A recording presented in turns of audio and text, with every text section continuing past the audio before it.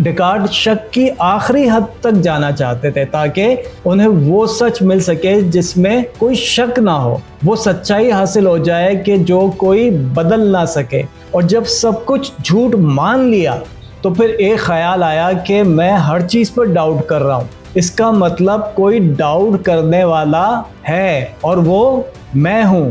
میں ڈاؤٹ اپنی تھاٹس سے کر رہا ہوں تو کوئی آبزرور ہے جو میری تھاٹس یا میرے خیالات کو، میری سوچ کو آبزرو کر رہا ہے، یعنی کوئی حقیقت ہے جو سب پر شک کر رہا ہے، اور شک تو میں کر رہا ہوں، تو میں موجود ہوں۔ ان کا ایک بڑا مشہور جملہ ہے کہ I think therefore I am۔ اب اس کو تھوڑا سا اور ایزی طریقے سے بھی سمجھتے ہیں اور پھر آگے بڑھتے ہیں۔ ڈیکارٹ کے مطابق حقیقت کی تلاش باہر کی دنیا سے نہیں بلکہ اندر سے شروع ہوتی ہے۔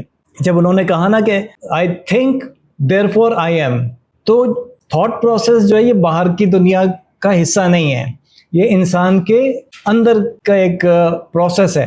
تو وہ کیا کہتے ہیں کہ حقیقت کی تلاش باہر کی دنیا سے نہیں بلکہ اپنے اندر سے شروع ہوتی ہے۔ ہم دنیا میں جو چیزیں دیکھتے ہیں جیسے جسم، درخت، پہاڑ، گھر، وہ کہتے ہیں کہ یہ سب جگہ گھیرتی ہیں، انہیں ہم چھو سکتے ہیں، میجر کر سکتے ہیں، ناپ سکتے ہیں، لیکن ہمارے خیالات، احساسات اور شعور کسی جگہ میں بند نہیں ہوتے۔ آپ غصہ، محبت یا سوچ کو ہاتھ سے پکڑ نہیں سکتے، چھو نہیں سکتے۔ اسی لیے ڈیکارٹ نے کہا کہ اصل حقیقت صرف مادی چیزوں تک محدود نہیں، حقیقت اس جسمانی دنیا سے کہیں زیادہ گہری اور وسیع ہے۔ انہوں نے یہ اس کا نتیجہ نکالا کہ مجھے یقین ہے کہ میں سوچ رہا ہوں، اس لیے میرا شعور موجود ہے۔ کانشسنس، اب یہ کانشسنس نا، یہ ایک بہت بڑا سبجیکٹ ہے، ہم اس کی زیادہ ڈیٹیل میں ابھی نہیں جا رہے، صرف یہ کہ رینے ڈیکارٹ نے اس چیز کو ایکسیپٹ کر لیا، ایڈمٹ کر لیا، مان لیا کہ میرا کانشسنس موجود ہے، میرا شعور موجود ہے، اس کا انکار نہیں کیا جا سکتا یا اس پہ شک نہیں کیا جا سکتا۔ لیکن وہ یہ بھی کہتے تھے کہ میں اپنے جسم کے بارے میں شک کر سکتا ہوں، یعنی میرا جو تھنکنگ یا تھاٹ پروسیس ہے یا میری جو سوچ ہے، میرے خیالات ہے، یہ میری باڈی پہ، میرے جسم پہ شک کر سکتا ہے، میں اپنے جسم پہ شک کر سکتا ہوں۔ ممکن ہے کہ جسم دھوکا ہو، خواب ہو یا میری سمجھ یہ محدود ہو، مگر اس بات پر تو شک نہیں کیا جا سکتا کہ میں سوچ رہا ہوں۔ اب میں اپنے آپ پہ شک کروں، اپنے باڈی پہ شک کروں، مگر میں سوچ تو رہا ہوں نا۔ یعنی جسم بدل سکتا ہے، خیالات آتے جاتے رہتے ہیں، لیکن جو شعور ان سب کو دیکھ رہا ہے وہی حقیقت کے قریب ترین چیز ہے۔ آج کے دور کے مطابق سمجھیں تو موبائل فون کی اسکرین پر بہت سے ویژولز بدلتے رہتے ہیں، مگر ان سب کے پیچھے ایک انرجی یا بیٹری یا الیکٹریسٹی موجود ہوتی ہے، بجلی موجود ہوتی ہے۔ اسی طرح سے جسم، خیالات اور جذبات، جسم بھی ظاہر سی بات ہے بچپن سے لے کے پھر بڑھاپے تک اس میں چینجز آتی رہتی ہیں، یہ بھی بدلتا رہتا ہے۔ خیالات بھی حالات اور واقعات کے مطابق بدلتے رہتے ہیں، جب حالات اور واقعات کے مطابق خیالات بدلتے ہیں تو جذبات بھی بدلتے رہتے ہیں۔ لیکن ان سب کے پیچھے ایک شعور موجود ہے جو انہیں آبزرو کر رہا ہے، دیکھ رہا ہے۔ تو ڈیکارٹ کے مطابق حقیقت کی پہلی جو جھلک ہے اسی اندرونی شعور سے ملتی ہے۔ حقیقت اگر حاصل ہوگا تو وہ کہاں سے حاصل ہوگا؟ باہر سے کہیں سے نہیں، اندرونی شعور سے حاصل ہوگا، اور یہی تلاش انسان کو آخرکار خدا تک لے کے جاتی ہے یا خدا کی طرف لے کے جاتی ہے۔ یہ ڈیکارٹ کہتے ہیں، رینے ڈیکارٹ کہتے ہیں یہ۔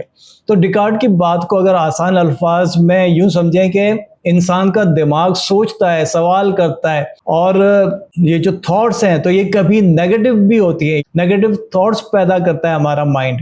آج ایک خیال آتا ہے، کل دوسرا، کبھی یقین ہوتا ہے، کبھی شک۔ تو اس کا مطلب یہ ہے کہ ہمارا ذہن بدلنے والی اور محدود چیز ہے۔ مائنڈ، ذہن بدلنے والی چیز ہے اور محدود ہے۔ اسی طرح سے جسم بھی محدود ہے، یہ ایک خاص جگہ گھیرتا ہے، وقت کے ساتھ کمزور ہوتا ہے، بیمار پڑتا ہے اور پھر ایک دن ختم ہو جاتا ہے۔ اب سوال یہ ہے کہ جو چیز بدلتی رہے، ناقص ہو، شک کرے اور محدود ہو، کیا وہ ایبسولوٹ ریالٹی یا حتمی حقیقت ہو سکتی ہے؟ ڈیکارٹ کے مطابق اس کا جواب ہے نہیں، کیونکہ باڈی بھی چینج ہوتی رہتی ہے، اس لیے یہ بھی ایبسولوٹ ریالٹی نہیں ہے. تھاٹس چینج ہوتی رہتی ہیں، یہ بھی ایبسولوٹ ریالٹی نہیں. تو وہ ان ساری چیزوں کو کہتے ہیں کہ ایبسولوٹ ریالٹی نہیں ہو سکتی، کیونکہ اصل حقیقت، وہ کہتے ہیں رینے ڈیکارٹ کہتے ہیں کہ اصل حقیقت ایسی ہونی چاہیے جو مکمل ہو، کسی نقص سے پاک ہو، شک سے بالا تر ہو، ہمیشہ ایک جیسی رہے اور ہر قسم کی کمی سے آزاد ہو. کنکلوژن ان ساری بات کا کیا نکلتا ہے کہ حقیقت نہ جسم ہے نہ بدلتے ہوئے خیالات. خیالات تو بادلوں کی طرح سے آتے جاتے رہتے ہیں، مگر آسمان اپنی جگہ پہ قائم رہتا ہے. اسی طرح سے جسم بدلتا رہتا ہے، ذہن یا سوچ بدلتی رہتی ہے، جذبات بدلتے رہتے ہیں، لیکن ایک ایسی کامل حقیقت ضرور ہے جو نہیں بدلتی. تو ڈیکارٹ کے نزدیک وہ کامل حقیقت خدا ہے. اس طرح ڈیکارٹ نے شک کے سفر سے حقیقت کی منزل کا سفر طے کیا. ایسی حقیقت جو شک سے پاک ہے، جو خود سے شروع ہو کر خدا تک پہنچاتی ہے. اور یہ جو کانسیپٹ یا یہ جو رزلٹ کہہ لیں اس کو، ساری تھیوری، اس پورے فلسفے کا جو رزلٹ ہے، اس کو اسلامی اصطلاح میں حقیقت، اس حقیقت کو الحق کہتے ہیں، اور قرآن اسے لا ریب یعنی شک سے پاک حقیقت قرار دیتا ہے. میں نے جب سولپسزم کو اسٹڈی کیا، جب اس تھیوری کو اسٹڈی کیا میں نے سولپسزم کو، تو مجھے سمجھ میں آیا کہ قرآن میں بہت سی آیات لفظ بے شک سے کیوں شروع ہوتی ہے. ان اللہ علی کل شیء قدیر، کہ بے شک اللہ ہر چیز پر قادر ہے. اسی طرح سے بہت ساری آیات یا اس میں ایسے الفاظ ہیں جہاں بے شک سے بات شروع ہوتی ہے. تو بے شک، اب شک، بے شک کے لیے شک کو سمجھنا ضروری ہو، شک ہم نے یہ سمجھ لیا. تو قرآن جب بات کرتا ہے تو پہلے ہی یہ ڈسکلیمر دے دیتا ہے کہ اس میں کوئی شک کی گنجائش نہیں ہے. انسان جتنی بھی ریسرچ کر لے، اینڈ ریزلٹ اس کو یہی ملتا ہے، بے شک. اور بے شک کا لفظ جو ہے وہ اس چیز کی طرف اشارہ کرتا ہے کہ تم جتنی بھی اسٹڈی کر لو، جتنا بھی تم ریسرچ کر لو، تمہیں آخر میں قرآن کو ہی حقیقت ماننا پڑے گا، اور قرآن کے ذریعے اللہ اور اللہ کے رسول کی حقیقت واضح ہوتی ہے.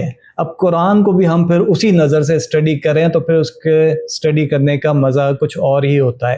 تو بہرحال ڈیکارٹ نے کہا کہ یہ کائنات کاز اینڈ ایفیکٹ پر چل رہی ہے. کاز اینڈ ایفیکٹ ہم کئی مرتبہ ڈسکس کر چکے ہیں. تو ڈیکارٹ نے بھی کہا کہ یہ ساری کائنات کاز اینڈ ایفیکٹ پر چل رہی ہے، اور اس کائنات کا کاز یا ریزن یا مقصد کوئی چھوٹا یا نیگیٹو نہیں ہو سکتا.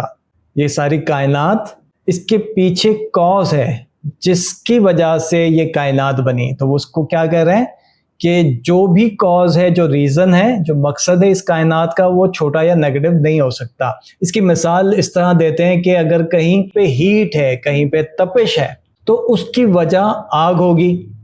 کہیں پہ ہیٹ ہے تو اس کی وجہ آگ ہوگی. اب وہ جو ہیٹ ہے، ہیٹ جو ہے، اس ہیٹ کی جو وجہ ہے، جو کاز ہے، وہ آگ ہے. یا آگ ہے کا مطلب یہ ہے کہ جو چیز جہاں پر ہیٹ ہے یا جو چیز گرم ہے، تو آگ اس کو اگر گرم کر رہی ہے تو آگ اس چیز سے زیادہ گرم ہوگی. یعنی اگر کسی برتن میں پانی گرم ہو رہا ہے تو آگ زیادہ گرم یا طاقتور ہے جو اس برتن اور پانی کو گرم کر رہی ہے. اسی طرح کائنات کا بنانے والا اس پوری کائنات سے زیادہ طاقتور کاز ہے، زیادہ قدرت والا ہے. ڈیکارٹ نے کہا یہی حقیقت ہے جس پر شک نہیں کیا جا سکتا، اور وہ حقیقت گاڈ ہے، خدا ہے. خدا کوئی کانسیپٹ نہیں ہے بلکہ ریالٹی ہے، سچ ہے، حق ہے، موجود ہے، اور وہ سب سے بڑا ہے. اس کو ہم کیا کہتے ہیں؟ وہ سب سے بڑا ہے، اس کو ہم کیا کہتے ہیں؟ اللہ اکبر. تو اللہ اکبر کا مطلب بھی اس فلسفے سے آج سمجھ میں آ گیا. حقیقت کسی کے لیے صرف نعرے ہوتی ہے، ہم تو نعرہ لگا رہے ہوتے ہیں نا، ہم نعرے لینا، نعرہ تکبیر اللہ اکبر. تو حقیقت کسی کے لیے صرف نعرے ہوتی ہے، اور کسی کے لیے غور و فکر یا جستجو ہوتی ہے.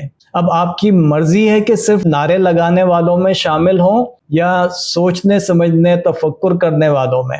آپ جس طرف بھی شامل ہونا چاہیں، یہ آپ کا اپنا ڈیسیجن ہے یا اپنا اپنا مزاج ہوتا ہے. بس یہ یاد رکھنا ہے کہ سوچنا سمجھنا تفکر یہ زندگی مشکل بنا دیتا ہے, یہ انسان کو اکیلا کر دیتا ہے. بہرحال مجھے جو سمجھ میں آیا وہ بھی میں شیئر کر دیتا ہوں.